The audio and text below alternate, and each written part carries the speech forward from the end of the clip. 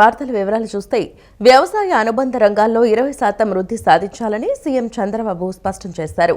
సన్న రకాల వరి పండించే రైతులకు బోనస్ ఇవ్వాలని ఆదేశించారు. సచివాలయంలో వ్యవసాయ శాఖ అధికారులతో సమీక్ష నిర్వహించిన సీఎం హార్టికల్చర్కు ప్రాధాన్యత ఇవ్వాలని, ఆయిల్ పామ్, కోకో లాంటి అంతర పంటలకు ప్రోత్సాహకాలు కల్పించాలని సూచించారు. ప్రకృతి సేద్యాన్ని పెంచాలన్నారు.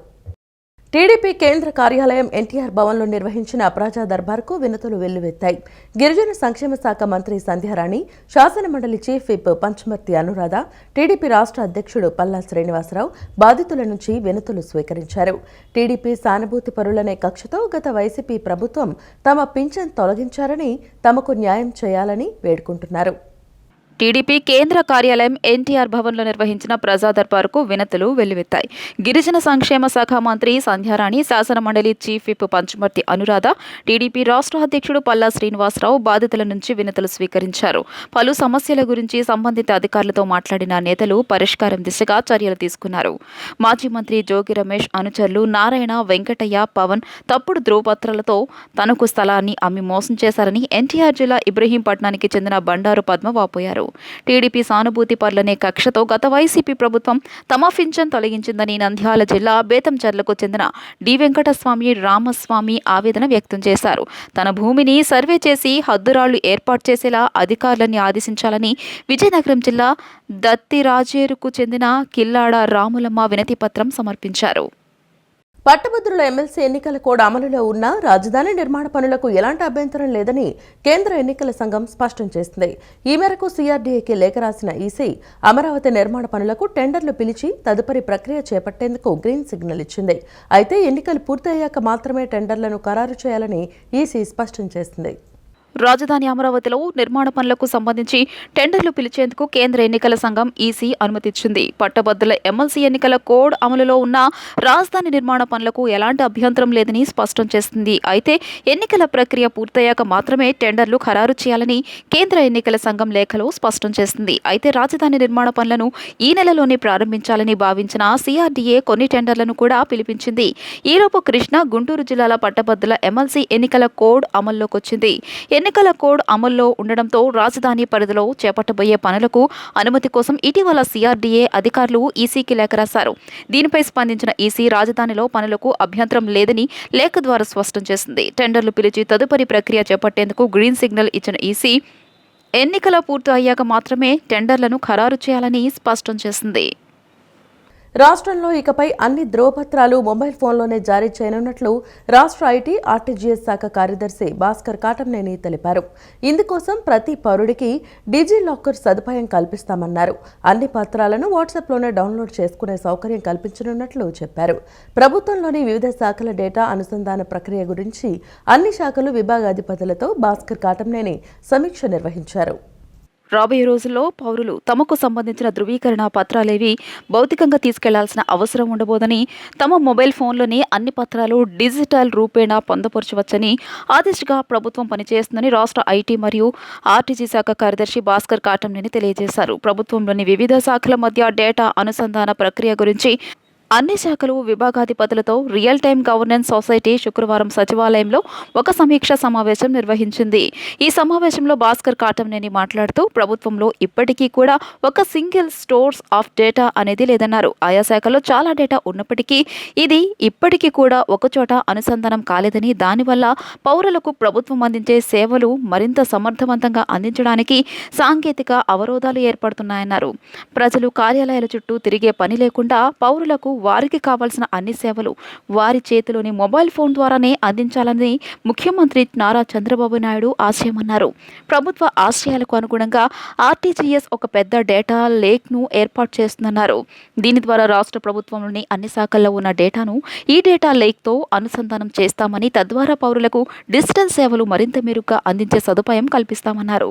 పౌరులెవరూ కూడా తమకు ప్రభుత్వం నుంచి కావాల్సిన సర్టిఫికెట్ల కోసం ఏ కార్యాలయానికి, ఏ అధికారి వద్దకు వెళ్లకుండా కేవలం తమ వద్ద ఉన్న సెల్ ఫోన్ ద్వారానే ఇట్టే సులభంగా పొందేలా చేయాలన్నదే ప్రభుత్వ ఆశయమన్నారు. ఇందులో భాగంగా ప్రభుత్వం ఇటీవలే వాట్సాప్ గవర్నెన్స్ ప్రారంభించిందన్నారు. దీనికోసం మెటా సంస్థతో ప్రభుత్వం అవగాహన ఒప్పందం చేసుకుందని తెలియజేశారు. ఈ నెల 10 నుండి 13వ తేదీ వరకు 4 రోజుల పాటు ఐఏ&ఏడీ సౌత్ జోన్ క్రికెట్ టోర్నమెంట్ 2025 పోటీలు జరగనున్నాయి. విజయవాడలోని ప్రిన్సిపల్ అకౌంటెంట్ జనరల్ కార్యాలయం నేతృత్వంలో తొలిసారి సౌత్ జోన్ క్రికెట్ టోర్నమెంట్ అంగరంగ వైభవంగా నిర్వహించబడుతోంది. ఈ ప్రతిష్టాత్మక క్రికెట్ టోర్నమెంట్లో దక్షిణాది నుండి ఆంధ్రప్రదేశ్, తెలంగాణ, కర్ణాటక, తమిళనాడు, కేరళ రాష్ట్రాలకు ప్రాతినిధ్యం వహిస్తున్న జట్లు పాల్గొని తలపడనున్నాయి. తొలిసారిగా ఈ క్రీడలను ఆంధ్రప్రదేశ్లో నిర్వహిస్తుండటం గర్వించదగ్గ విషయం.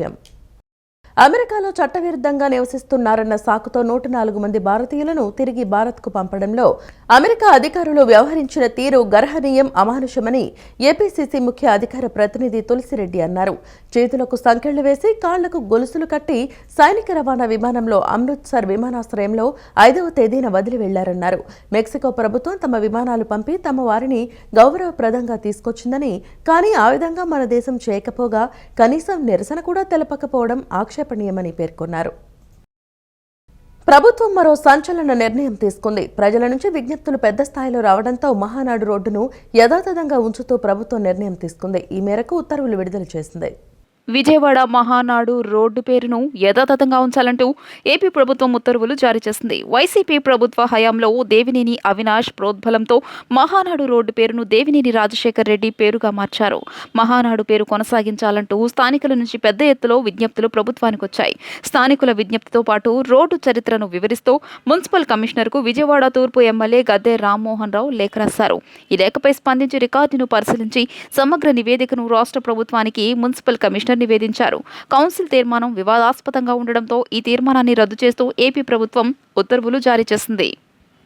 బ్రెయిన్ క్యాన్సర్తో బాధపడుతున్న విజయవాడకు చెందిన గుణాల కార్తిక అనే 12 ఏళ్ల బాలికకు వైద్య ఖర్చుల నిమిత్తం జనసేన తాడేపల్లి పట్టణ అధ్యక్షులు అంబటి తిరుపతిరావు ఆధ్వర్యంలో తాత్కాలిక సహాయంగా 12,000 రూపాయల నగదును 50 కేజీల బియ్యాన్ని అందజేశారు. వైద్యం పరంగా అండగా ఉంటామని పాప తల్లిదండ్రులకు భరోసా కల్పించారు. ఈ సందర్భంగా తాడేపల్లి పట్టణ అధ్యక్షులు అంబటి తిరుపతిరావు, మంగళగిరి నియోజకవర్గ నాయకులు జొన్న రాజేష్ మాట్లాడుతూ పాప క్యాన్సర్తో బాధపడుతున్న విషయాన్ని తాడేపల్లి 19వ వార్డు అధ్యక్షులు కాసిమ దినేష్ చక్రవర్తి తమ దృష్టికి తీసుకువచ్చారని చెప్పారు.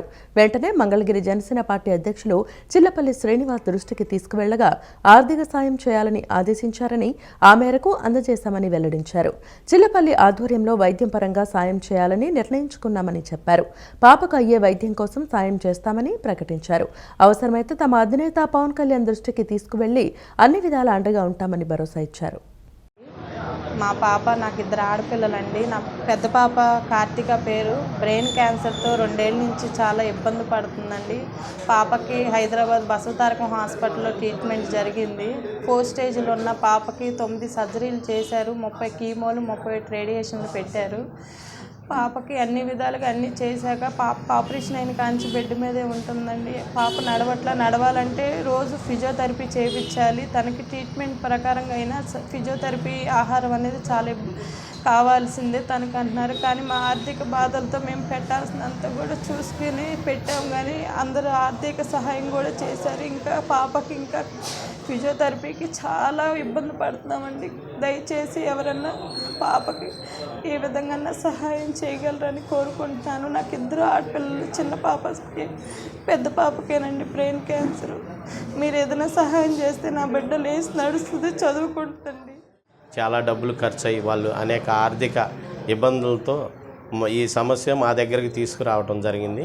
మేము మా చిల్లపల్లి శ్రీనివాస్ గారు ఆ ఆధ్వర్యంలో ఆ పాపకి ఏదో ఒక విధంగా ఆ వైద్యపరంగా కానీ ఆర్థిక పరంగా కానీ సహాయం చేయటానికి మేము నిశ్చయించుకున్నాము. అదేవిధంగా ఏంటంటే మా రాజేష్ గారు, దినేష్, నాని, ఇట్లాగే వెంకటేష్, మేము మా పార్టీ తరపు నుంచి మేము కొంత ఆర్థిక సహాయం చేస్తూ అదేవిధంగా వైద్యానికి కావాల్సిన ఏర్పాట్లు కూడా చేయించడానికి మేము ప్రభుత్వంతో కూడా మాట్లాడి, మా శ్రీనివాస్ గారితో మాట్లాడి ఆ పాపకి వైద్యపరంగా ఏమేమి కావాలో అవన్నీ ఏర్పాటు చేయించగలుగుతామని తెలియజేస్తాం. చిల్లపల్లి గారి ద్వారా పవన్ కళ్యాణ్ గారి దగ్గరికి ఈ అంశాన్ని తీసుకొని వెళ్ళొచ్చి ఈ పాపకి పూర్తి సహాయ సహకారాలు ప్రభుత్వం నుంచి అందేలా పూర్తి ఏర్పాట్లు జనసేన తరఫున చేయడానికి మేము ప్రణాళికలు రూపొందిస్తాము. దానికి తగ్గట్టుగా పనిచేస్తామని ఈ సందర్భంగా తెలియజేస్తున్నాము.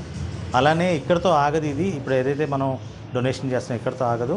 ఇది కాకుండా సమాజంలో ఏదైతే సంస్థలు ఉన్నాయో, రోటరీ క్లబ్ కావచ్చు, స్వచ్ఛంద సేవా సంస్థలు అందరినీ మేము ఇన్వాల్వ్ చేసుకొని ఈ కుటుంబాన్ని ఆదుకోవాలని తెలియజేయడం జరుగుతుంది. ముఖ్యంగా ఈ కార్యక్రమాన్ని ఇక్కడ ఏర్పాటు చేయడానికి సహకరించిన మన యువనాయకుడు దినేష్ చక్రవర్తిని ఈ సందర్భంగా అభినందిస్తున్నాను. ముఖ్యమంత్రి చంద్రబాబు నాయుడు చేస్తున్న రాష్ట్ర అభివృద్ధి, ఎన్నికల్లో ఇచ్చిన హామీ ప్రకారం సూపర్ 6 పథకాలు ఒక్కొక్కటిగా అమలు చేయడం చూసి ఓర్వలేక వైసీపీ అధ్యక్షుడు ఎమ్మెల్యే వైఎస్ జగన్ సూపర్ 6 పథకాలపై విష ప్రచారం చేస్తున్నారని విజయవాడ పార్లమెంట్ నియోజకవర్గ కార్యదర్శి కొట్టేటి హనుమంతరావు మండిపడ్డారు. వైఎస్ జగన్ కి సీఎం చంద్రబాబును విమర్శించే హక్కు లేదన్నారు. సీఎం చంద్రబాబుపై వైఎస్ జగన్ చేసిన వ్యాఖ్యలపై ఖండిస్తూ శుక్రవారం గురునానక్ కాలనీ, విజయవాడ పార్లమెంటు కార్యాలయం ఎన్టీఆర్ భవన్లో కొట్టేటి హనుమంతరావు మీడియా సమావేశం నిర్వహించారు. 10 లక్షల కోట్ల మేర రాష్ట్రం అప్పులమయం కావటానికి వైఎస్ జగన్ అసమర్థ పాలనే కారణమన్నారు. మోసాలు చేయటంలో, అబద్దాలు చెప్పడంలో బ్రాండ్ అంబాసిడర్ అయిన జగన్ కి సీఎం చంద్రబాబును విమర్శించే స్థాయి లేదన్నారు. మరో 4.5 ఏళ్ల తర్వాత జరగబోయే అసెంబ్లీ ఎన్నికల్లో వైసీపీ గెలుస్తుంది, తాను ముఖ్యమంత్రి అవుతానని జగన్ పగటి కలలు కనటం మాని వాస్తవం గ్రహించాలన్నారు.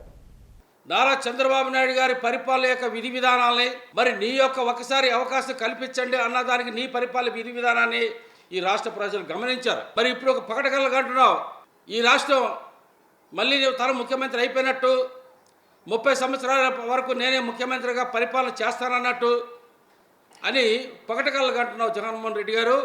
ఇక రాష్ట్ర ప్రజలు నిన్ను క్షమించరు. ఈ రాష్ట్ర ప్రజలు మిమ్మల్ని ఆదరించే పరిస్థితి ఉండదు. ఈ రాష్ట్రానికి కావలసిన సరైన పరిపాలకుడు నారా చంద్రబాబు నాయుడు గారు అని చెప్పి రాష్ట్ర ప్రజలు గుర్తించారు తప్ప నిన్ను మాత్రం తిరస్కరించారన్న విషయాన్ని మర్చిపోతున్నావు. ఇంకో విషయం చెప్తున్నా, నువ్వు ఇంకో పదం నేర్పించుకున్నావు. నీకు 2024లో 11 సీట్లుగా పరిమితం చేశారు నిన్ను. రేపు 2029 ఎన్నికల్లో 2 సీట్లుగా నిన్ను పరిమితం చేస్తారు. ఇది నగ్న సత్యం. పవిత్ర గోదావరి సాగర సంగమ క్షేత్రం అంతర్వేదిలో శ్రీ లక్ష్మీ నరసింహస్వామి కళ్యాణ మహోత్సవం వైభవంగా సాగింది. సౌభాగ్య ప్రదాయిని శ్రీదేవి భూదేవిలతో అఖిలాండకోటి బ్రహ్మాండ నాయకుడైన నరసింహస్వామికి అంతర్వేది ఆలయ ప్రాంగణంలో దివ్య పరిణయోత్సవం వైభవపేతంగా నిర్వహించారు. డాక్టర్ బిఆర్ అంబేద్కర్ కోనసీమ జిల్లా గోదావరి సాగర సంగమం క్షేత్రం అంతర్వేదిలో శ్రీ లక్ష్మీ నరసింహస్వామి కళ్యాణ మహోత్సవం వైభవంగా సాగింది. సౌభాగ్య ప్రదాయిని శ్రీదేవి భూదేవితో అఖిలాండకోటి బ్రహ్మాండ నాయకుడైన నరసింహస్వామికి అంతర్వేది ఆలయ ప్రాంగణంలో శుక్రవారం రాత్రి 12:55 దివ్య పరిణయోత్సవం వైభవోపేతంగా నిర్వహించారు. 3 గంటలకు పైగా పరిణయ మహోత్సవ క్రతువును నిర్వహించగా అశేష భక్తజనం తిలకించి పులకించారు. ఈ వార్తలు ఇంతటితో సమాప్తం. నమస్కారం.